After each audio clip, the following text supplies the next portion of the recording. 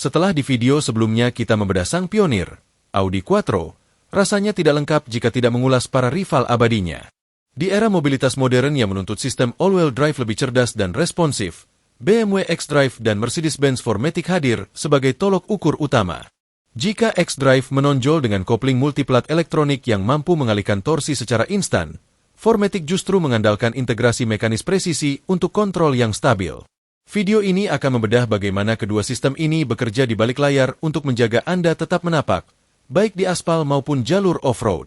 Dan mana yang lebih unggul untuk menjaga kendali Anda tetap sempurna di berbagai kondisi jalan.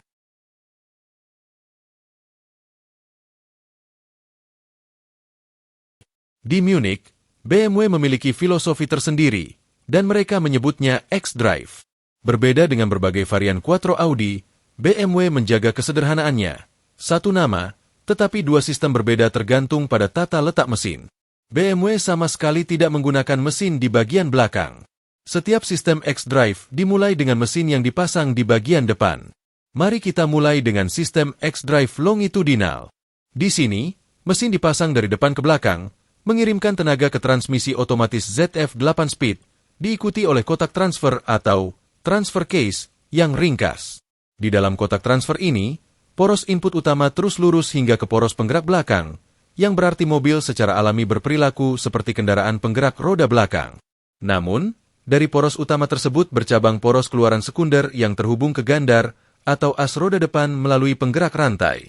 Di antara kedua poros ini terdapat paket kopling multiplat yang dikendalikan secara elektronik. Dalam kondisi normal, distribusi tenaga lebih condong ke belakang dan kopling sedikit terbuka, dengan rasio 60% ke belakang dan 40% ke depan. Namun, ketika roda belakang selip atau sistem memprediksi selip, kopling akan menyesuaikan diri secara instan. Rasio tersebut dapat mencapai 50/50 untuk traksi maksimal. Dalam mode performa ekstrim atau saat menikung, kopling dapat dilepas sepenuhnya, mengirimkan hampir 100% torsi ke roda belakang, menjaga keseimbangan khas BMW. Di bagian belakang, sebagian besar BMW menggunakan diferensial terbuka, sedangkan model M Performance mendapatkan Electronic Limited Slip Differential atau ELSD untuk vektorisasi torsi antara roda kiri dan kanan. Namun, tidak semua BMW dibuat seperti ini. Pada mobil kompak, seperti seri 1 atau X1, mesin dipasang melintang dan sistem xDrive bekerja secara berbeda. Di sini, transmisi depan menggerakkan roda depan secara langsung dan poros penggerak mengirimkan torsi ke gandar atau as roda belakang. Di bagian belakang, tepat sebelum diferensial, terdapat unit kopling yang dioperasikan secara hidraulik, mirip dengan sistem Haldes. Dalam kondisi normal, sistem penggerak roda depan murni digunakan untuk menghemat bahan bakar. Namun ketika selip terdeteksi, kopling akan terhubung untuk mengirimkan hingga 50% torsi ke roda belakang. Konfigurasi xDrive melintang ini lebih berfokus pada stabilitas dan keselamatan daripada performa, menawarkan pengendalian yang aman dan traksi yang andal dalam segala cuaca. Sekarang saatnya beralih ke filosofi AWD yang berbeda. Ketelitian Jerman yang sama, tetapi karakter yang sangat berbeda. Perkenalkan 4MATIC, interpretasi Mercedes-Benz tentang penggerak semua roda. Mercedes hanya memproduksi mobil dengan dua konfigurasi mesin, longitudinal dan transversal, dan tidak ada Mercedes bermesin belakang yang ada saat ini. Pada mobil dengan mesin melintang, mesinnya terletak menyamping. Komponen ini terhubung ke transmisi depan yang menggerakkan roda depan. PTU atau Power Transfer Unit terletak tepat di sisi transaksel. Tugasnya sederhana, ambil sebagian torsi mesin dan arahkan 90 derajat ke arah belakang mobil. Di ujung poros tersebut terdapat unit kopling multiplat yang dikendalikan secara elektronik yang dipasang tepat di depan diferensial belakang. Dalam kondisi mengemudi normal, kopling ini tetap terbuka. Roda belakang tidak menerima torsi dan mobil berperilaku seperti kendaraan penggerak roda depan murni. Namun, begitu roda depan mulai kehilangan cengkeraman, unit kopling akan menerima tekanan dan mulai menyalurkan torsi ke roda belakang. Tergantung pada kondisinya, hingga sekitar setengah dari torsi mesin dapat dikirim ke belakang. Pada versi AMG 45 yang lebih ekstrim, poros belakangnya bahkan lebih canggih. Alih-alih satu kopling tunggal, terdapat dua unit kopling terpisah, satu untuk setiap roda belakang.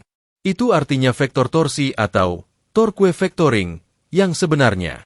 Sistem ini dapat menyebabkan roda belakang bagian luar berputar berlebihan saat berbelok. Ini disebut versi 4MATIC Plus dari konfigurasi mesin melintang. Sekarang mari kita beralih ke pengaturan longitudinal. Model longitudinal yang lebih lama menggunakan kotak transfer atau transfer case, mekanis klasik yang dipasang di bagian belakang transmisi. Di dalam kotak transfer ini, terdapat rangkaian roda gigi planet yang digunakan sebagai diferensial pusat tetap.